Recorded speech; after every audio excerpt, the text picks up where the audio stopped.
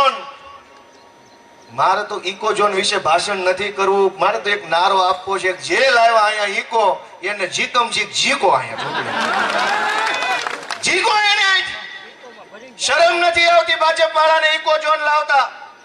જંગલ 2 વખત આગળ વધ્યું. હસનાપુર ગામ લઈ લો, અનેક ગામમાં આજથી 40 વર્ષ પહેલા જે જમીન ગામની પડતર જમીન હતી, એ જમાનામાં વન વિભાગ વાળાએ એવું કીધું કે અમને આ રોપા બોપા વાવવા આપો, નર્સરી બર્સરી બધું ડેવલપ કરવા અમે તમને ડેવલપ કરી દઈશું.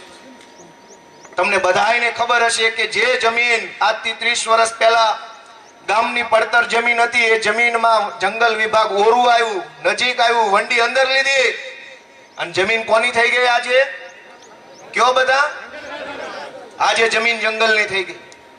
ઇતિહાસમાં 2 વખત જંગલ ઓરું આવ્યું, આ ત્રીજી વારનું ચાલુ કર્યું છે ઇકો ઝોન ના નામે. આજ ઇકો ઝોન લાગશે, 10 વર્ષ પછી વંડી ન્યા સુધી આવશે.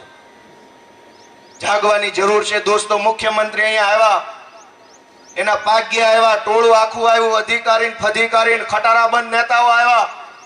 એકેય માયનો લાલ કેમ નો બોલ્યો કે આ ઇકો ઝોન ક્યારે રદ કરવામાં આવશે, ઇકો ઝોન શું કામ લાવવામાં આવ્યો છે, અને ઇકો ઝોન સારા માટે લાવવામાં આવ્યો, ખેડૂત માટે લાવવામાં આવ્યો.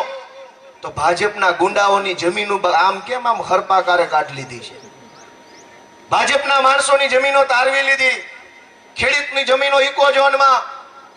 દોસ્તો, ડબલ એન્જિન હોય કે 50 એન્જિન હોય, જો ખેડૂત માટે કાળજુ ફાડીને બોલે નહીં તો એવા એન્જિનનું કઈ કામ નથી. આપણે તો આપણો માણા હારો. મિત્રો, આવા જ વિડીયો અને શોર્ટ્સ જોવા માટે આજે જ અમારી ન્યૂઝ રૂમ યુટ્યુબ ચેનલને સબસ્ક્રાઇબ કરો.